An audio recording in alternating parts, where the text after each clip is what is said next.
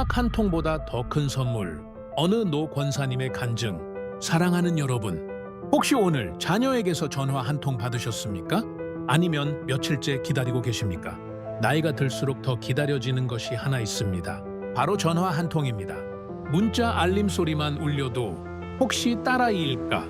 혹시 아들일까 싶어 얼른 휴대폰을 들어보지만 대부분은 광고 메시지일 때가 많지요. 엄마 잘 지내세요? 아버지 건강하시죠? 그 짧은 한마디가 그렇게 그리울 수가 없습니다. 오늘 제가 들려드릴 이야기는 그 기다림 속에서 하나님을 만난 한 노 권사님의 간증입니다. 그분의 이름은 김순애 권사님. 올해 78이십니다. 권사님은 말씀하셨습니다. 하나님, 저는요, 하나님보다 자식을 더 사랑했습니다. 그게 죄인 줄도 모르고 평생을 그렇게 살았어요. 목소리가 떨렸습니다. 주름진 손은 무릎 위에서 가만히 떨리고 있었습니다. 권사님은 세 자녀를 키우셨습니다. 모두 대학을 보냈고, 모두 결혼을 시켰고, 모두 잘 살고 있습니다. 그런데 전화는 오지 않았습니다. 명절에도, 생신에도, 아플 때에도. 왜 전화 안 하니? 그렇게 묻고 싶었지만 차마 먼저 전화할 용기가 나지 않았습니다. 괜히 잔소리한다고 생각하면 어쩌나. 바쁜데 방해되면 어쩌나. 그렇게 권사님은 매일 아침 휴대폰을 켜놓고 소리가 울리기만을 기다렸습니다. 하루가 가고 일주일이 가고 한 달이 가도 아무 연락이 없었습니다. 그때였습니다. 권사님의 마음속에 한 가지 생각이 스며들기 시작했습니다. 내가 잘못 키운 걸까? 내가 사랑을 잘못 준 걸까? 아니, 그게 아니었습니다. 더 깊은 질문이 올라왔습니다. 나는 누구를 위해 살았던 걸까? 자식을 위해 살았다고 생각했습니다. 하지만 돌아보니 자식은 제 곁에 없었습니다. 교회를 다닌다고 했습니다. 하지만 솔직히 말하면 하나님보다 자식 생각이 더 많았습니다. 기도 중에도 찬양 중에도 우리 애들 잘되게 해주세요만 반복했습니다. 그러다 어느 날 권사님은 무릎을 꿇었습니다. 아무도 없는 방 안에서 혼자 소리 없이 울었습니다. 하나님, 저 이제 어떻게 살아야 합니까? 그 기도가 끝나고 권사님의 삶에는 놀라운 변화가 시작되었습니다. 전화는 여전히 오지 않았습니다. 하지만 권사님은 더 이상 기다리지 않았습니다. 왜냐하면 더 크고 더 따뜻한 음성을 듣기 시작했기 때문입니다. 내가 너를 사랑한다. 하나님의 그 음성이 매일 아침 권사님을 깨웠습니다. 오늘 이 시간 저는 여러분께 권사님의 이야기를 들려드리려 합니다. 외로움 속에서 하나님을 만난 이야기, 기다림 속에서 참된 사랑을 발견한 이야기, 그리고 자녀의 전화보다 더 큰 선물을 받은 이야기를 말입니다. 이 이야기가 오늘도 누군가를 기다리고 계신 여러분께 작은 위로가 되기를 소망합니다. 그럼 지금부터 김순애 권사님의 간증을 시작하겠습니다. 일부 기다림의 무게. 김순애 권사님은 평생을 성실하게 사셨습니다. 아침 일찍 일어나 시장에 가서 장을 보고 남편과 자녀들의 밥상을 차리고 늘 마지막에 드셨습니다. 엄마는 괜찮아. 너희들 먼저 먹어. 그게 권사님의 입버릇이었습니다. 세 자녀 모두 권사님의 손길 속에서 자랐습니다. 큰딸은 서울에서 직장 생활을 하고 아들은 지방에서 사업을 하고 막내딸은 결혼해서 미국에 살고 있습니다. 모두 잘 컸습니다. 모두 잘 살고 있습니다. 그런데 권사님의 집은 텅 비어 있었습니다. 남편은 몇 해 전 먼저 세상을 떠났고 이제 권사님 혼자 사십니다. 아침에 눈을 뜨면 가장 먼저 하는 일이 있습니다. 휴대폰을 확인하는 것입니다. 혹시 밤사이에 연락이 왔을까? 하지만 대부분 광고 문자뿐이었습니다. 가끔 권사님은 자녀들의 사진을 꺼내봅니다. 어릴 적 사진, 졸업식 사진, 결혼식 사진. 한 장 한 장 넘기다 보면 끝이 아려왔습니다. 이렇게 키웠는데, 이렇게 사랑했는데 왜 이렇게 멀어진 걸까요? 권사님은 스스로에게 물었습니다. 혹시 내가 뭘 잘못했을까? 혹시 내가 부담을 준 걸까? 아니면 나를 잊은 걸까? 그 생각이 들 때마다 가슴이 먹먹해졌습니다. 어느 날 권사님은 용기를 내어 큰딸에게 전화를 걸었습니다. 여보세요, 엄마야. 아, 엄마. 지금 회의 중이에요. 나중에 전화 드릴게요.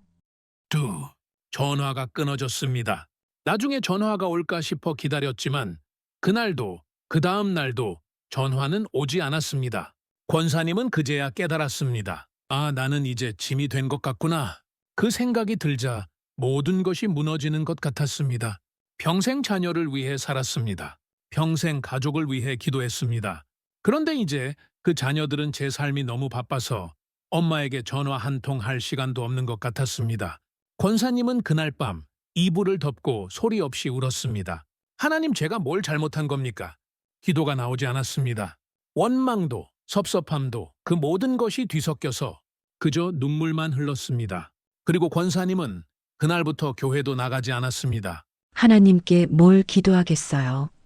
자식 잘 되게 해달라고 평생 기도했는데 이제 와서 또 뭘 구하겠습니까? 권사님은 그렇게 중얼거렸습니다. 하지만 하나님은 권사님을 놓지 않으셨습니다. 어느 날 아침 권사님은 문득 성경책을 펼쳤습니다. 이유는 모릅니다. 그냥 손이 갔습니다. 펼쳐진 페이지에는 이런 말씀이 적혀 있었습니다. 두려워하지 말라. 내가 너와 함께 함이라. 권사님은 그 구절을 읽고 가만히 멈췄습니다. 그리고 눈물이 또 흘렀습니다. 하지만 이번에는 조금 달랐습니다. 섭섭함의 눈물이 아니라 무언가 녹아내리는 눈물이었습니다. 혼자가 아니었습니다. 그날 이후 권사님은 조금씩 달라지기 시작했습니다. 여전히 전화는 오지 않았습니다. 여전히 집은 조용했습니다. 하지만 권사님은 더 이상 휴대폰만 바라보지 않았습니다. 대신 아침마다 성경을 펼쳤습니다. 처음에는 습관처럼 그냥 한 장씩 넘겼습니다. 그런데 신기한 일이 일어났습니다. 읽다 보면 어느 순간 가슴이 뜨거워졌습니다. 내가 세상 끝날까지 너희와 항상 함께 있으리라. 그 말씀을 읽을 때 권사님은 멈췄습니다. 항상 함께 있으리라. 권사님은 중얼거렸습니다. 그동안 권사님은 누군가 곁에 있어야 외롭지 않다고 생각했습니다. 자녀가 전화해야, 친구가 찾아와야, 누군가 말을 걸어줘야, 그래야 괜찮다고 생각했습니다. 하지만 지금 이 말씀은 달랐습니다. 내가 항상 함께 있다. 누가 오지 않아도, 전화가 오지 않아도 하나님은 이미 여기 계시다는 것. 권사님은 그제야 고개를 들었습니다. 그리고 창밖을 바라봤습니다. 아침 햇살이 조용히 들어오고 있었습니다. 새소리가 들렸습니다. 바람이 커튼을 살짝 흔들었습니다. 아, 하나님께서 여기 계시는구나. 권사님은 그렇게 느꼈습니다. 처음으로 혼자가 아니라는 생각이 들었습니다. 그날부터 권사님은 다시 교회에 나가기 시작했습니다. 예전처럼 억지로가 아니라 이제는 가고 싶어서 갔습니다. 예배 시간에 찬양을 부를 때 권사님은 눈을 감았습니다. 주님 한 분으로 만족합니다. 그 찬양을 부르는데 눈물이 흘렀습니다. 예전에는 이 찬양이 그냥 노래였습니다. 하지만 이제는 고백이었습니다. 주님 한 분으로 정말 만족할 수 있을까? 권사님은 스스로에게 물었습니다. 그리고 놀랍게도 마음속에서 대답이 올라왔습니다. 그래, 주님으로 족하다. 그 순간 권사님의 가슴 속에 있던 무거운 짐 하나가 스르르 내려가는 것 같았습니다. 예배가 끝나고 권사님은 집으로 돌아왔습니다. 여전히 집은 조용했습니다. 여전히 혼자였습니다. 하지만 이제는 그 고요함이 외롭지 않았습니다. 오히려 평안했습니다. 권사님은 부엌에서 혼자 밥을 지었습니다. 혼자 상을 차렸습니다. 혼자 앉아서 기도했습니다. 하나님, 오늘도 이 밥상을 주셔서 감사합니다. 이 밥을 먹을 수 있는 건강을 주셔서 감사합니다. 예전 같으면 우리 애들도 잘 먹게 해주세요라고. 기도했을 것입니다. 하지만 이제는 그냥 감사만 했습니다. 밥을 먹으면서 권사님은 문득 생각했습니다. 나는 왜 이렇게 자녀에게 매달렸을까? 그리고 조용히 깨달았습니다. 자녀를 사랑한 것이 아니라 자녀를 통해 내가 사랑받고 싶었던 것. 자녀가 잘 되길 바란 것이 아니라 자녀가 잘 돼야 내가 의미 있다고 느껴진 것. 결국 권사님이 사랑한 건 자녀가 아니라 자기 자신이었습니다. 그 사실을 깨달았을 때 권사님은 숟가락을 내려놓았습니다. 그리고 조용히 울었습니다. 하나님, 저는 정말 이기적인 사람이었습니다. 회개의 눈물이었습니다. 하지만 그 눈물 속에서 권사님은 또 하나의 음성을 들었습니다. 괜찮다, 내가 너를 사랑한다. 하나님의 음성이었습니다. 너의 잘못도 너의 연약함도 내가 다 안다. 그래도 나는 너를 사랑한다. 권사님은 그 음성을 들으며 고개를 들었습니다.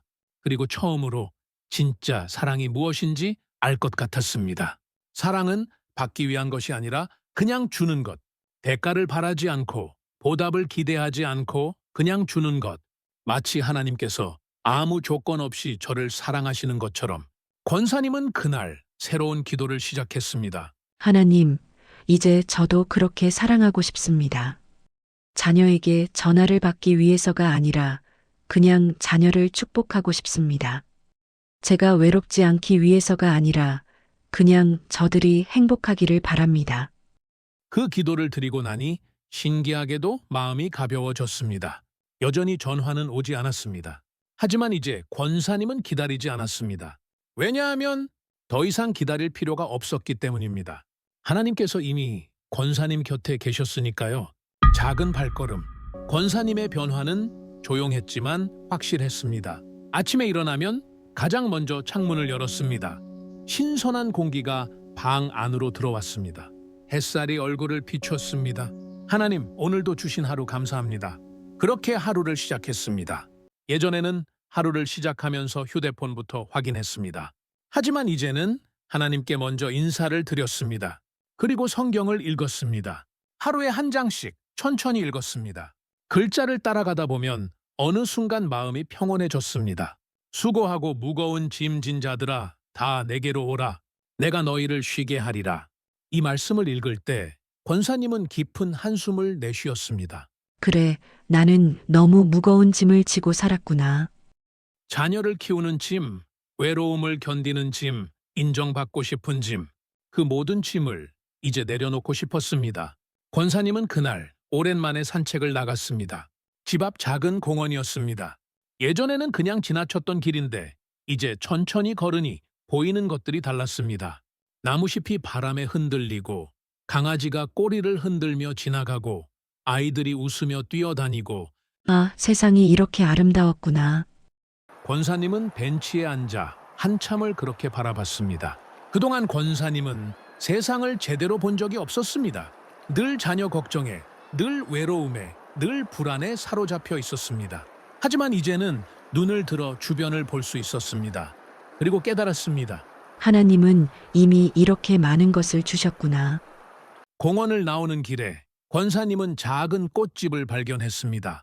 예전에는 그냥 지나쳤을 곳입니다. 하지만 오늘은 문을 열고 들어갔습니다. 어서 오세요.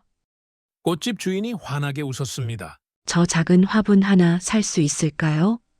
권사님이 조심스럽게 물었습니다. 물론이죠. 어떤 꽃을 좋아하세요? 잘 모르겠어요. 키우기 쉬운 걸로 주세요. 주인은 작은 다육이 화분을 권했습니다. 이건 물을 자주 안 줘도 돼요. 햇빛만 잘 쬐어주시면 됩니다. 권사님은 그 화분을 샀습니다. 집으로 돌아와 창가에 화분을 놓았습니다. 그리고 물을 조금 주었습니다. 잘 자라렴. 권사님은 화분에 대고 중얼거렸습니다. 그 순간 묘한 기분이 들었습니다. 누군가를 돌본다는 것, 누군가의 성장을 지켜본다는 것, 그것이 이렇게 따뜻한 일인 줄 몰랐습니다. 예전에는 자녀를 키우면서도 늘 조급했습니다. 빨리 크길, 빨리 성공하길, 빨리 안정되길. 하지만 이 작은 화분은 그냥 천천히 자라면 됐습니다. 권사님도 이제 천천히 살고 싶었습니다. 그날 저녁, 권사님은 교회 구역 모임에 나갔습니다. 예전에는 형식적으로 참석했었습니다. 하지만 이번에는 마음을 열고 갔습니다. 구역 식구들이 반갑게 맞아줬습니다. 권사님, 요즘 얼굴이 많이 밝아지셨어요. 한 집사님이 말했습니다. 그래요? 권사님은 수줍게 웃었습니다. 네, 뭔가 평안해 보이세요. 그 말을 듣고 권사님은 가슴이 따뜻해졌습니다. 모임이 끝나고 한 권사님이 다가왔습니다. 순애 권사님, 혹시 시간 되시면 이번 주말에 양로원 봉사 같이 가실래요? 양로원 봉사요? 네, 저희 구역에서 한 달에 한 번씩 가거든요. 어르신들 말벗도 되어드리고 식사 준비도 돕고 그래요. 권사님은 잠시 망설였습니다. 하지만 곧 고개를 끄덕였습니다. 네, 가보겠습니다. 주말이 되었습니다. 권사님은 구역 식구들과 함께 양로원으로 갔습니다. 양로원에는 권사님보다 더 나이 드신 분들이 많았습니다. 어떤 분은 거동이 불편하셨고 어떤 분은 혼자 식사를 하기 힘들어 하셨습니다. 권사님은 한 할머니 옆에 앉았습니다. 할머니, 제가 도와드릴게요. 권사님은 천천히 할머니 입에 밥을 떠 넣어드렸습니다. 할머니는 눈물을 흘렸습니다. 고맙습니다. 고맙습니다. 권사님도 눈물이 났습니다. 하지만 이번 눈물은 슬픔의 눈물이 아니었습니다. 감사의 눈물이었습니다. 하나님, 제가 이렇게 누군가를 도울 수 있게 하시니 감사합니다. 권사님은 마음속으로 기도했습니다. 그날 권사님은 깨달았습니다. 사랑은 받는 것이 아니라 주는 것, 그리고 주는 것이 받는 것보다 더 큰 기쁨이라는 것을. 집으로 돌아오는 길, 권사님은 가벼운 발걸음으로 걸었습니다. 휴대폰을 확인하지 않았습니다. 왜냐하면 더 이상 필요 없었으니까요. 오늘 하루 권사님은 충분히 행복했습니다. 가장 큰 선물, 그렇게 석 달이 흘렀습니다. 권사님의 일상은 완전히 달라져 있었습니다. 아침에 일어나면 창가에 다육이에게 물을 주고 성경을 읽고 산책을 나갔습니다. 일주일에 2번은 양로원 봉사를 갔습니다. 일주일에 1번은 교회 새벽 기도회에 나갔습니다. 예전처럼 하루 종일 휴대폰을 들여다보지 않았습니다. 예전처럼 자녀의 전화만 기다리지 않았습니다. 권사님은 이제 혼자여도 외롭지 않았습니다.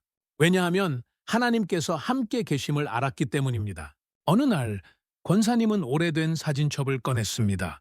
자녀들의 어린 시절 사진들이 가득했습니다. 예전에는 이 사진을 볼 때마다 가슴이 아팠습니다. 이렇게 키웠는데, 이렇게 사랑했는데, 그런 생각뿐이었습니다. 하지만 이제는 그냥 미소가 지어졌습니다. 참 예뻤구나. 참 행복했구나. 그리고 조용히 기도했습니다. 하나님, 우리 아이들 축복해 주세요.